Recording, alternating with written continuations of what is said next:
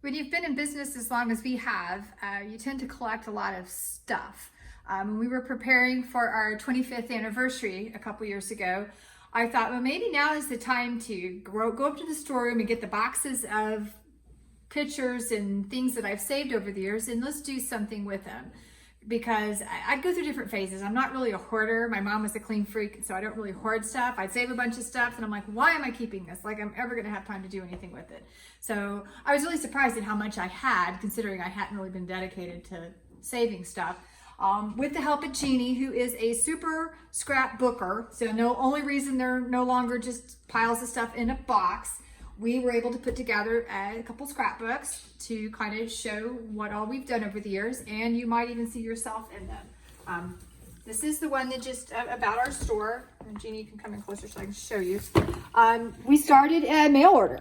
We were doing Intarsia designs. This is my mom's bedroom in her house on Noble, and those are her two cats that would work with us. And these are our folders. This is, how we'd work. Our initial marketing and information was pretty, limited, but it was 1993, so the technology is a lot different. Intarsia was our jam. This is me, right in front of the Santa Fe Depot, walking down the railroad tracks, and yes, I was that skinny. That was one of my favorite skirts. I think I got it in Banana Republic. I think it's a size 2. I was really skinny, not anymore.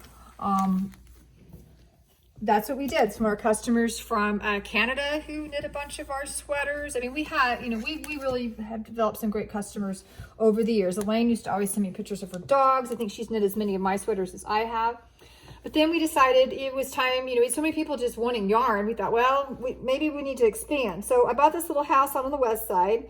And initially my idea was we'd have some yarn and it'd be kind of my design studio, because our designs are still the kind of really the bulk of our business. So I lived in the back. We had some yarn in the front. And many of you, we go back to these days. You will remember the little green house. Way back when. I met Keith about a year after I had bought it.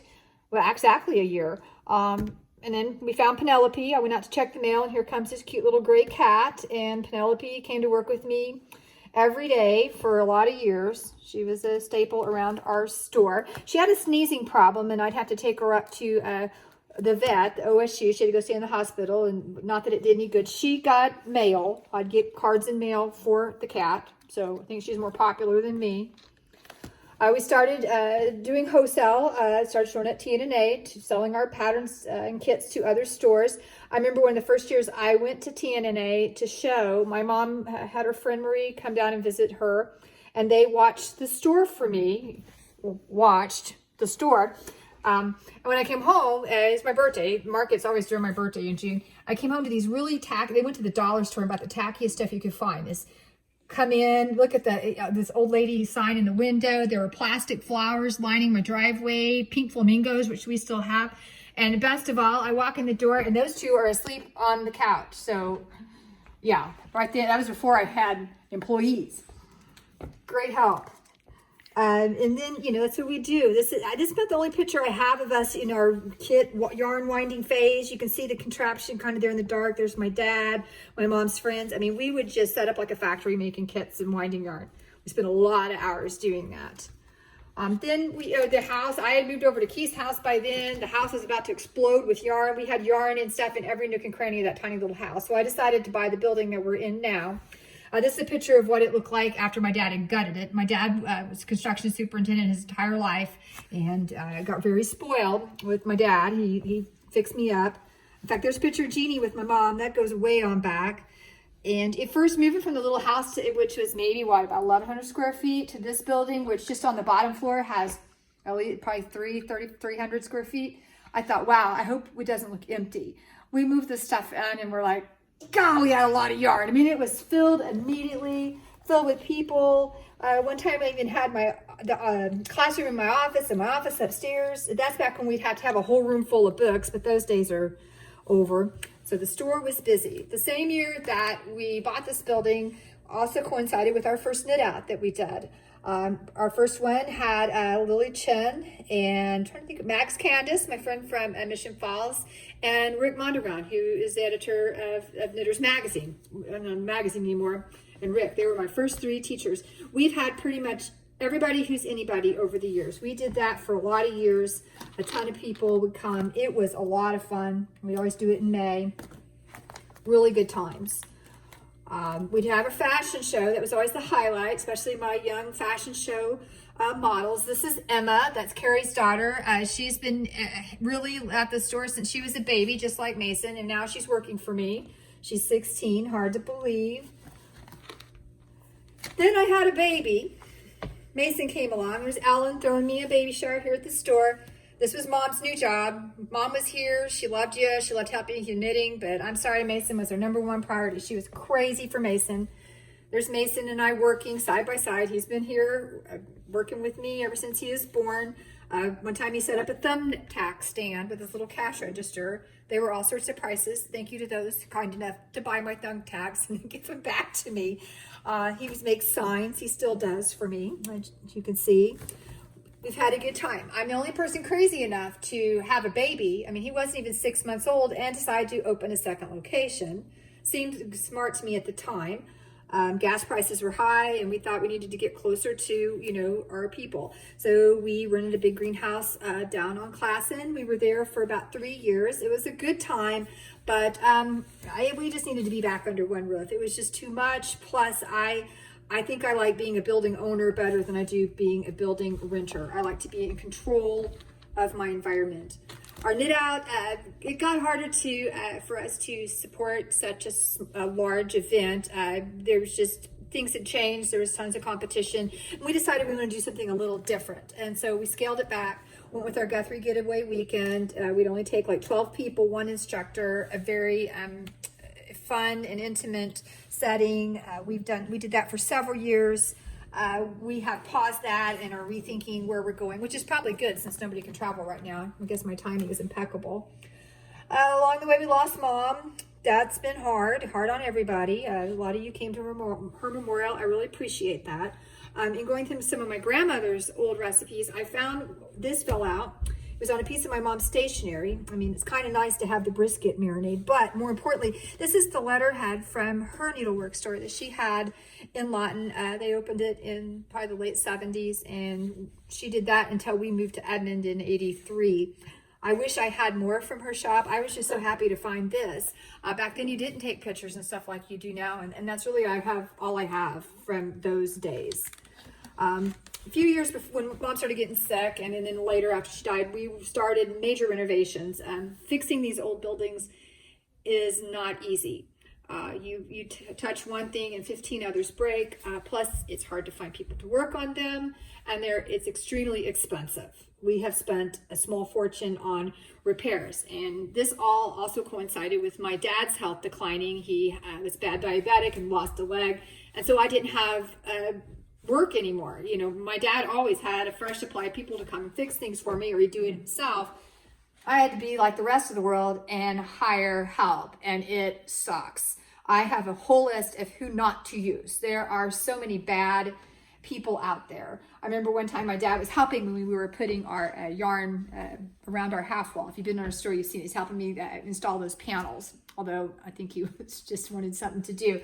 And he was talking to me about it, and I was saying, Dad, these people are so horrible. He goes, look, it's not you. It's not you because you're not a construction person. It's not you because you're a girl.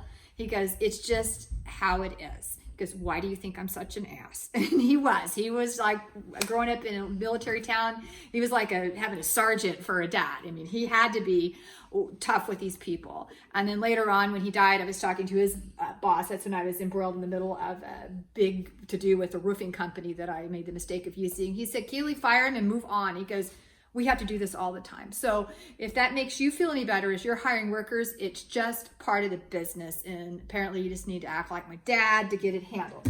But since then I've been able to find some good people, and we did a lot of the work ourselves. One of the biggest problems we had is we had our entire floor rot out from an undiagnosed sewer line problem. Like I said, finding out what's wrong with these buildings is not that simple.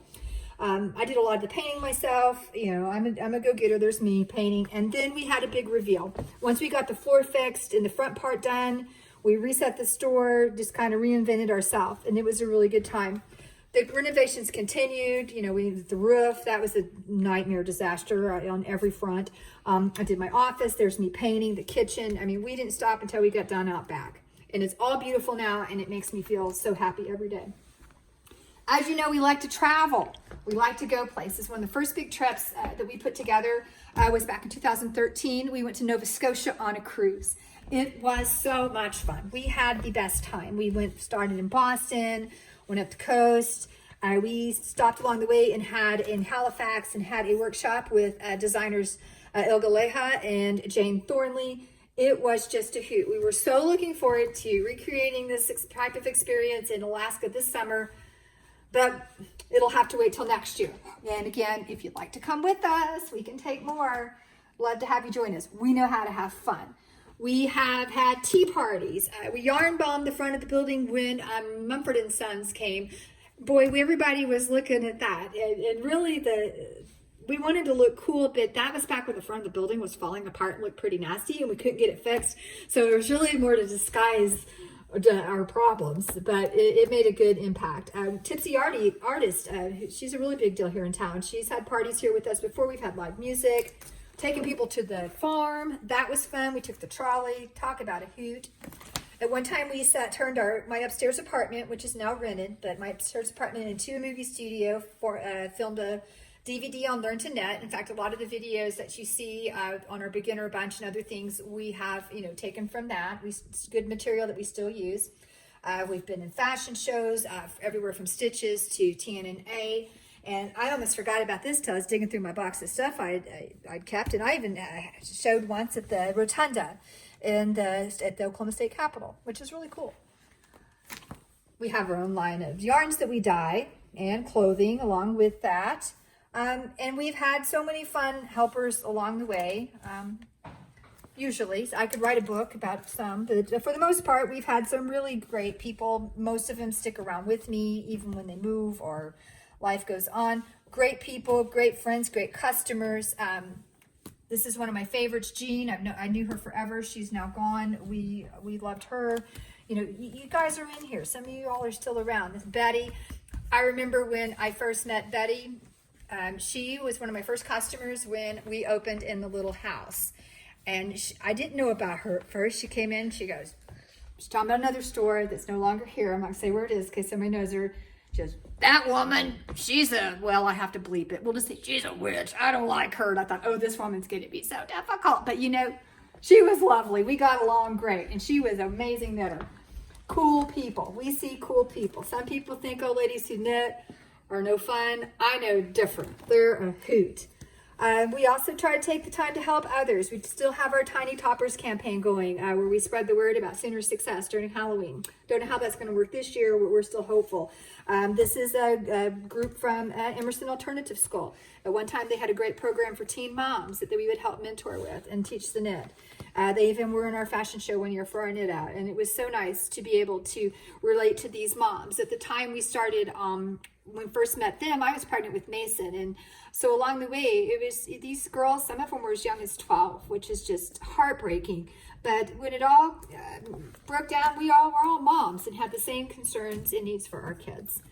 We had our 25th anniversary party a couple years ago. It was a lot of fun.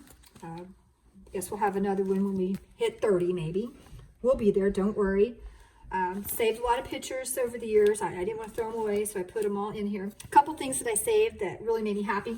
One is this postcard for 2 reasons. You'll notice how it's addressed. It just says SWAK Knit Shop, Broadway. We're not on Broadway. I don't think there's a Broadway in the city of Guthrie. Guthrie, Oklahoma, zip code ? This was mailed to me from Greece. Can you believe it? And it got here, which is amazing. So go Guthrie Post Office. We've got a lot of strange mail. They can find us. You don't even have to have an address. You could probably put Keeley and I'd get it. But this is from a very special lady named Elfriede. I remember when she first came in, she was one of your older generation of German knitters, the generation that were basically born with knitting needles in their hands. And that's why their patterns are this long, because they know how to knit. They don't need a lot of instructions. It's cast on, make sweater, you know what to do. That's why German patterns, especially the older ones, can be hard to read. But when she first came in, she, like a lot of the German ladies, she's like, you don't really knit. I'm like, yeah, I do. She says, no, not unless you knit like me. I'm like, oh, you mean continental?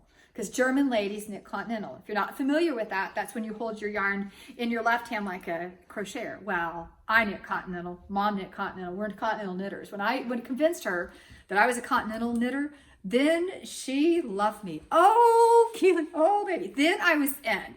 But if you didn't knit continental, as far as she's concerned, you did not knit. But Alfredi and I got along beautifully. I love that lady. I miss her too. Another picture that just seems random in here, but cracks me up, and that's why I kept it, is this one. You might think, why is there this weird looking bedroom with clowns dangling over the head? Well, at one time we'd have slumber parties, and this was a bed and breakfast that was around the downtown area. And we would have so much fun. We'd have different rooms.